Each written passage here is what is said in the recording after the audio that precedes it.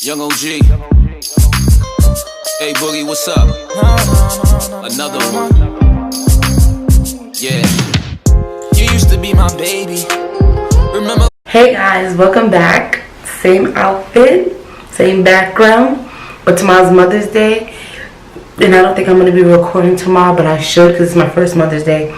And I should be recording, so we'll see. But I'm back with another video, and this is a more serious video. I don't know how I'm going to feel. I don't know if I'm going to be emotional. But in this video, I'm talking about grief and basically how to cope with grief. So, first things first, I go to school for this. I'm currently in a bachelor's of human services, and I learn about grief and I learn about counseling people and all that stuff. It's a bachelor's of science, like I said, in human services, which is about counseling, probation officers. You could be anything with that. Well, not anything, but anything in that type of field of helping people in that sense. So I know all the strategies, and I know how important certain things are, like grieving. And grieving is very important on so many levels. People don't understand. They just be like, okay, this happened, let it go. No, you need to grieve. If something bad happens to you, you need to learn how to grieve and get over it. Not get over it, but grieving is very important. That's what I have to say. So, about a week ago, literally a week ago, oh my God, 6 days ago, I lost my grandmother. Now, I don't know if I'm going to get emotional in this video, but we'll see. I lost my grandmother, and my grandmother was 92 years old. I loved her more than anybody on this planet, to be completely honest. She was my backbone. She helped me out with so many things. She taught me so many things. She taught me not to let anybody affect me. She taught me how to be an adult. She taught me how to take care of my child, to make him better than who I am. She taught me literally everything. Not saying that my parents didn't, but a grandmother is different than a parent, if you guys know what I mean. Like, I know my parents feel different about my son than the way they feel about me, because they're grandparents. So, my grandmother was my world, and since she passed away 6 days ago, I feel like I haven't had time to grieve, which is not really good, because I know, especially being in the field, that I need to grieve in order to get over that hump of the situation. Like, you know what I mean? I know that I need to grieve. So, I just looked up some things online, and I just felt like I should share it with other people because it's important, and mental health matters. People don't get it, but mental health really matters. It is so important because you have to be mentally healthy in order for you to do everything else. In order to be physically healthy, it starts with your mentality. So I just looked up some stuff on my phone, and I'm just going to read it to you guys, just a little stuff, and hopefully this video can help somebody. So it says, what is grief? And grief is a natural response to some type of loss. I lost my grandmother, and it's just a natural response of how I'm feeling. It is emotional suffering when you feel like someone you love is taken away. Now, I know my grandmother was Muslim, so I know that she's with Allah now.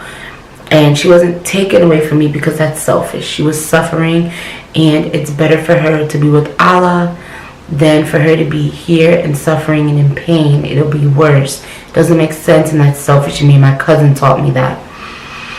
So, but any loss can be a grief, including a divorce or relationship breakup, loss of health, losing a job, loss of financial stability, a miscarriage, which is very important.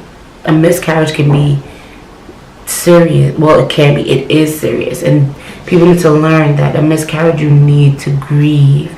You lost your baby. You and your partner, or you by yourself, you need to grieve that. Death of a pet, a loved one's serious illness, loss of a friendship, and yeah, they give a lot more. So now the grieving process is a highly individual experience, which I agree with. I feel like I'm starting to grieve, and it's not in the response that I thought I would grieve, which is kind of weird, but it's not. So I don't know. And like I said, there is no normal timetable for grieving. So basically, there's no rush as long as you grieve, but there's no rush at all. Just make sure that you grieve and, you know, you have everything together with yourself. And when you're ready to grieve, then you grieve. But you have to make sure that you do grieve. Now, they also have myths and facts about grieving. One myth is the pain will go away faster if you ignore it. Everybody knows that that's wrong. How am I going to ignore the fact that my grandmother's not in this world no more? You can't ignore that. So the fact is, trying to ignore your pain or keep it from surfacing will make it worse in the long run. For healing, it is necessary to face your grief and deal with it. Perfect. That they said it in a nutshell. You have to actively take care of your grief. Because if you don't, then it can just make your mental health worse, which is not good. Another myth is it is important to be strong in the face of a loss. Incorrect. Put your emotions out there when you're grieving, especially when it's somebody close to you. Like my mom and my aunt are trying to be tough, and I get it because that's the type of people they are. But it's okay sometimes if you want to, you know, grieve your mom. Like, we're here for you, and we understand it's hard. It's your mom. So, example like that. It says, feeling frightened. The fact is, feeling sad, frightened, or lonely is a normal reaction. Crying does not mean you're weak. You don't need to protect your family or friends by putting on a brave front. Showing your true feelings can help them and you. So it's not just about you, it's about everybody that's around you as well. I'm going to say one more myth and fact. If you don't cry, it means you aren't sorry about the loss. Incorrect. The fact is, crying is a normal response to sadness, but it's not the only response, which I agree with.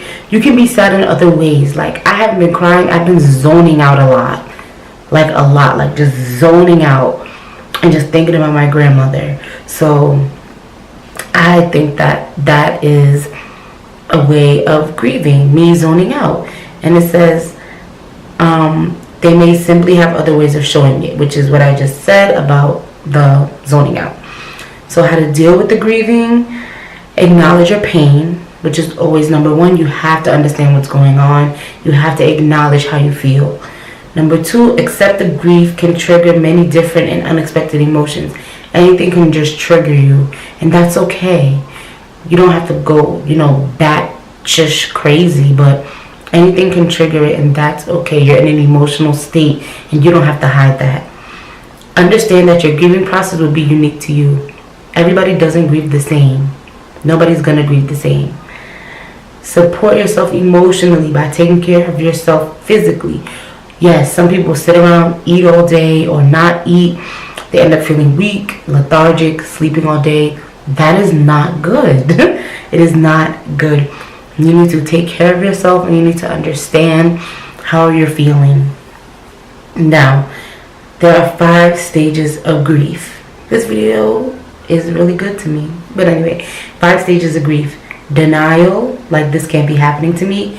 Anger, why is this happening? Bargaining, may this not happen, and in return I will blank. Depression, I'm too sad to do anything. And acceptance, I'm at peace with what happened. You do not have to go through each stage in order to heal. In fact, some people resolve their grief without going through any of these stages. Like it said, everybody is different. Now, let me go down. There's also physical symptoms of grief, which is fatigue, nausea, lowered immunity, weight loss or weight gain, insomnia, aches and pains. And then lastly is take care of yourself as you grieve. Face your feelings. You can try to suppress your grief, but you can't avoid it forever. Express your feelings in a tangible or creative way. Write about your loss in a journal. If you lost a loved one, write the letters of things you never got to say. Make a photo album celebrating a person's life, or get involved of something that was important to your loved one. Try to maintain your hobbies and interests. There's a comfort in routine, and getting back to the activities that brought you joy and connect you closer to others can help you come to terms with your loss in the grieving process. Basically, do what you used to do. Don't stop because you're upset. Don't let anyone tell you how to feel, and don't tell yourself how to feel either. Nobody needs to tell you, oh, you need to be in a hole crying. Oh, you need to not be in a hole crying. Oh, you need to suck it up. Duh. Look after your physical health. The mind and the body are connected. When you feel healthy physically, you'll be better able to cope emotionally.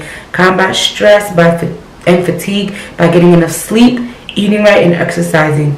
Don't use alcohol or drugs to numb the pain of the grief or lift your mood artificially. Now, this was a great article that I read, and it really helped me understand more about grief, and I just feel like I wanted to share it with others because grieving is important. If you know you lost something, someone, a job, anything, it's important to acknowledge that and try to move on with your life. Hopefully this video helps some people out there. If it didn't, sorry. If it did, yay. And that's the end of this video. Thank you guys for watching. I'll see you guys in my next video. Bye. Like, comment, and subscribe.